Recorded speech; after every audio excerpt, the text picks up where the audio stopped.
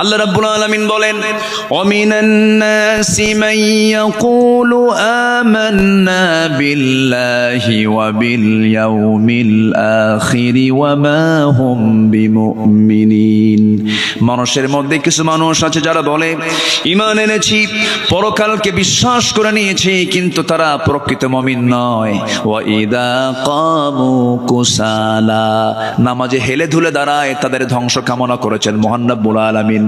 ওরা প্রকৃত মুসল্লি নয়, ওরা হলো মুনাফিক। ওরা ফজর পড়ে না, মাঝে মাঝে যোহরে যায় কমিটির পথটাকে ঠিক রাখার জন্য। ফাওয়াইলুল লিল মুসাল্লিন আল্লাযীনা হুম আন সালাতিহিম সাহুন আল্লাযীনা হুম ইউরাউনা ওয়া ইয়ামনাউনাল মাউন। জোরে বলুন আল্লাহু আকবার।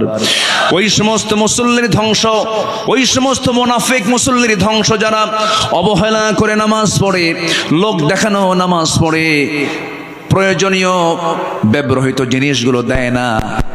প্রতিবেশী চলে গেছে, দাটা দাও তো দাটা দেয় না, কাশি দাও তো কাশি দেয় না, এমন প্রতিবেশী মনে হয় বাগমারায় নাই। আসতে বলবেন না, আছে না নাই বলেন। প্রতিবেশীকে যে কষ্ট দেবে আল্লাহ তাকে জান্নাত দেবেন না।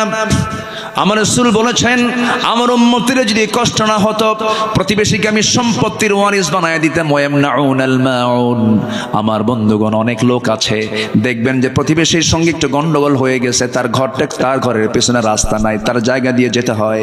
একটু গন্ডগোল লাগলে খোঁটা গাড়ে, কি গাড়ে, কি গাড়ে, খোঁটা মারে, খোঁটা খোঁটা, হাঁটতে দেয় না। এরকম খোঁটা মারা কি বাগমারায় আছে? আছে। জমিনটা কার? আজ থেকে জমিনটা কার? আর ওই খোঁটা গেড়ে বাধা দিল কার? বান্দাকে। বলেন কার? বান্দাকে। তাহলে জমিনও আল্লাহর, বাধা দিল আল্লাহর বান্দাকে। তুমি কত বড় শক্তিশালী হয়েছ, করা যাবে না এগুলো। পৃথিবীর কোন মানুষের ক্ষমতা নাই বান্দাকে আটকিয়ে রাখে। বান্দা রাস্তা কখনো বন্ধ করতে পারে না। রাসূল বলেছেন, যে ব্যক্তি কারোর জন্য রাস্তা বের করে দিবে, আল্লাহ তার জন্য জান্নাতের রাস্তা বের করে দিবেন। জোরে বলেন সুবহানাল্লাহ। আমি কোরআন চর্চা করে যতটুকু বুঝেছি, আমি যতটুকু ভাঙ্গা চোরা, এলেম কালাম তো তেমন নাই। মানুষ আমার ডাকে, শুধু বসায় দেয় বড় জায়গায়, কিন্তু সেই বড় জায়গার যোগ্যতা আমি রাখি না। আমি আব্দুল্লাহ আমিন, খুবই ছোট নগণ্য আদনা একজন গোলাম। কিন্তু ছোট্টবেলায় বাবার সঙ্গে যখন হাটে যেতাম, আগে ওই মিটারে মাপ হতো না, ডিজিটালে মাপ হতো না, আগে মাপ হতো দাড়ি পাল্লায়। তো দাড়িপাল্লার বাটখারাগুলো, মেলাগুলো থাকতো। সবচেয়ে বেশি বড় ওজন যেটা 10 কেজি, নিচে 5 কেজি, তার উপরে 2.5 কেজি, তার উপরে 2 কেজি, তার উপরে 1 কেজি, তার উপরে 1000 গ্রাম, তার উপরে 500 গ্রাম, তার উপরে এরপরে 200 গ্রাম, 100 গ্রাম, 50 গ্রাম, 25 গ্রাম। সেই ওই 25 গ্রামটা সবার উপরে রাখে, আমি হলাম সেই মাত্র 25 গ্রাম। কিন্তু সবাই আমাকে উপরে রাখে। কিন্তু এলেম কালাম তেমন ওজন টোজন নাই, এলেম কালাম তেমন নাই। কিছু কথা বলি, কিন্তু চেষ্টা করি কোরআনের মূল নির্যাস কথা বলার জন্য। কারণ আল্লাহ তাআলা আমার এই কথার ব্যাপারে একদিন প্রশ্ন করবেন কিনা বলেন, করবেন কিনা বলেন, করবেন কিনা বলেন।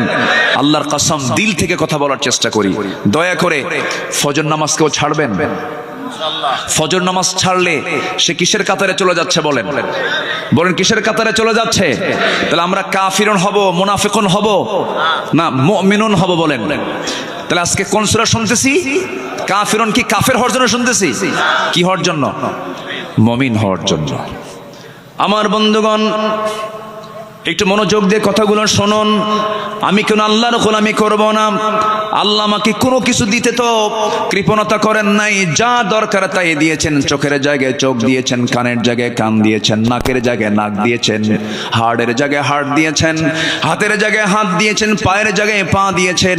মাথার চুল থেকে শুরু করে নিয়ে আপার গোড়ালি পর্যন্ত একটু তাকায় দেখেন তো, আমার আল্লাহ আমাকে আপনাকে দিতে কি কোথাও তিনি কিছু বাদ রেখেছেন? রাখছেন? কিছু বাদ রাখছেন? তা আমি বাদ রাখি কেন? ফজর নামাজ কেন বাদ দেই? আমাকে বাদ রাখা যাবে না। এই চোখ, এই নাক এবং এই গলা এবং এই কান, পদ্মা, মেঘনা, যমুনা যত বড় তার চাইতে বড় বানায় দিয়েছেন। যেরকম সুবহানাল্লাহ। এই চোখের মধ্যে আল্লাহ পাক কত কি দিয়েছেন। প্রতি মিনিটে মানুষ গড়ে 15 থেকে 20 বার পলক ফেলে। এই পলক শুধু পড়েই না, প্রতিটা বার পড়ার সময় অস্ত্র থেকে লিকুইড ছড়িয়ে দেয় পুরো চোখে। এর ফলে চোখ থাকে আর্দ্র, ধুলাবালি, ক্ষতিকর জীবাণু থেকে মুক্ত। পলক হলো চোখের চোখের প্রাকৃতিক